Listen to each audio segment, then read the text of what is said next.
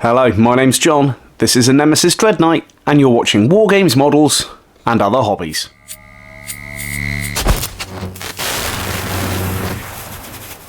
Hello and welcome back to another video. In the last of my Grey Knight videos, you would have seen I started working on the basics of the armour, and I ran through how I start this painting process. I've painted up all of my conversions now, so if you want to see a video on how I converted them, I'll leave a link in the description, as well as a link to starting off the base colour for all of these Grey Knights. Now since then, I've been working on this Nemesis Dreadknight so I could work out all of the other colour schemes that I want to apply to these Grey Knight conversions. But what I'm going to do in this video, slightly different to my normal painting videos, I'm going to talk about each of the sections and how I went about painting them. So let's start with the armour. So the silver armour itself, the base coat is a white. I do prefer a white rattle can primer. I then painted the model in the Grey Knight steel, slightly bluey tinge metallic finish. I then used Nuln Oil to give it a wash over the whole thing, and then I did some dry brushing with the Iron Breaker, which is a much lighter silver, but it gives that finish that I was kind of looking for my Grey Knights. There's a nice shine that it gives as well. As I move this model around, you'll see that in there. Now, it's not the only metallic that I use on the model. You'll see from, if I can get it into focus, there we go. You can see from the metallic detail on the shoulder pads as well as the leg sections. What I used for that, I used a base coat of the Guinness Gold. Any gold would do, to be honest, but this is quite kind of an orangey, coppery gold. I then gave that a wash of the Agrax Earthshade, and then on top of that I picked out highlights, a bit of dry brushing with that Uruk Armour Gold, which is a much lighter one. You don't have to use these specific ones, but they're the ones I had in my collection of paints to get the colours that I wanted. So that was all the silver armour and then the gold details. Now what I did do throughout the process was give washes to different details using the Agrax as well as the Nuln Oil.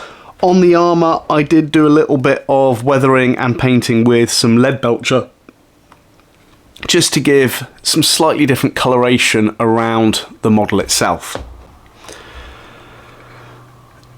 Now, one thing I will say at this point, if you want me to run through any of these painting processes in another video, please drop it in the comments. I'm quite happy to record the painting of all the other Grey Knights so you can see how I go through the process, but I just thought this is going to be quite a different video showing you all of those different colours that I'm working on.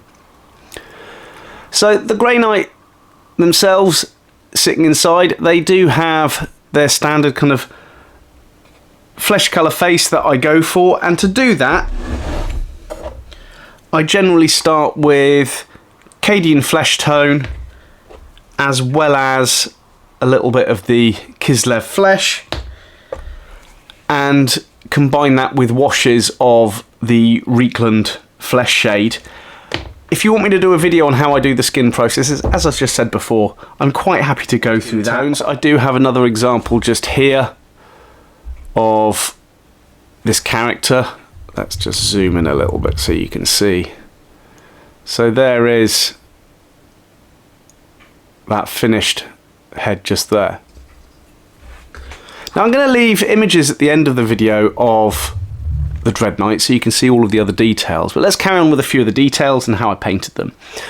So the iconography, the shield, the kneecap and also the shoulder pad, I used for the white, that was Corax white. I then used the corn red for the red section and gave that a wash of Nuln Oil as well. The skull itself is from a transfer sheet just to create that little bit more detail. Things like the little swords that appear on details around the model. So we've got one on the leg behind the book there, on the shoulder pad and on the front there. That was again using Grey Knight steel and then applying Nuln Oil over the top of it. You'll see a theme with the Nuln Oil. It's one of my favourite paints to add little bits of detail to our models here and there. The books which appear on the shoulder pad, the leg, and then the front of the model, I stuck with the same red, so that was the corn red for the edge of the book cover, and then I used the Corax white and then gave that a wash with, surprise surprise, Nuln Oil. The little icon in the middle of that book, the gold was done in exactly the same way as the other gold on the model, but for the gem in the middle I used the Spirit Stone red just to highlight that slightly and make it look slightly different from the rest of the model itself. Now while we're looking at some unique colours, you'll see that we've got some green down on the bottom there by that sensor, as well as on the back here and here. And for that I used the Gauze Blaster green as a base coat and then gave it a wash of the Beltan green just to give a little bit of kind of difference in that colour. Another slight different colour I used on this one would be the yellow canisters for this weapon, and that was quite simply Yanden yellow, and that's the contrast paint, and then went over that with Avalan Sunset, and then a little bit of Agrax Earthshade here and there just to pick out a few little details. Now, if we look at it from this side, a lot of the bodywork and pipes and things like that I painted with a few colours. They were mainly a Mechanicus Standard Grey, the Skaven Blight Dinge, and then I also used the Iron Warriors metallic paint for the pipes and tubes and things, and that was a Nuln Oil over the top of those as well, just to give it a little bit of depth. On the joints of the legs as well, I did put a little bit of Agrax Earthshade just to change that coloration slightly. Slightly different grey I used on the ammo containers of this weapon, and that was Storm Vermin Fur with another wash of that Nuln Oil. Now the one thing with this model, although I did it in stages, I could have painted all of the colours and then done one single wash over the top of it. So I might do that with some of the Grey Knight models, but I'll see how that goes.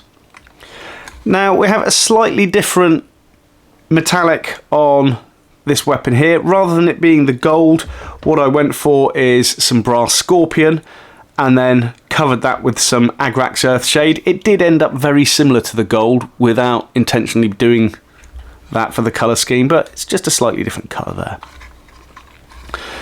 We have on the back as well the little Adeptus Mechanicus symbol. Rather than using black on that one, I did use the Skaven Blight Dinge as well as the Corax White, and then that was a wash as well with my good friend Nuln Oil again. And then the one bit that I was particularly happy with, get that in focus, is the end of this flamer weapon. You'll see that we have some nice little coloration from the heating of the metal of that. And to do that, that was a base coat of Ironbreaker, and then I used the violet ink as well as a blue ink and a yellow ink as well. Doesn't matter which ones they are, but it just gives that nice little tonal change through that metal. And finally, to finish it off, I did my standard basing technique. So for that I used my technical paints of Agralan Earth, the Sterling Mud, and then the Morden Earth, and then it was given a wash of Agrax, Nuln Oil, and then a dry brush of Rakarth Flesh. Now the Rakarth Flesh was used in a few other places as well, so wherever I had some scroll detail, so we've got some on this leg here, and then on the bottom of this shoulder pad just here, painted that on, and yep, you guessed it, Nuln Oil over the top of that one. Now I think the only other colour that I haven't mentioned is the hood of the character, and that was some Rhinox hide, which then I applied some lead belcher for the details of the metallic kind of components on the top of the head, and then that was given a wash again, as with the rest of the model. But yeah, that's it. That's the paint scheme that I've decided to go with for the rest of my Grey Knights. What I will say, if you want to see any of those items being painted individually on models, please drop it in the comments. I appreciate the little bit of interaction I have with you guys, and it lets me know what things you want me to make in my video content. I will put at the end of the video a nice slideshow of this Dreadknight, just so you can see it in slightly more detail. If you have any questions, please drop a comment, but for now all I can say is thank you so much for tuning in. My name's John, and you've been watching War Games, Models, and Other Hobbies.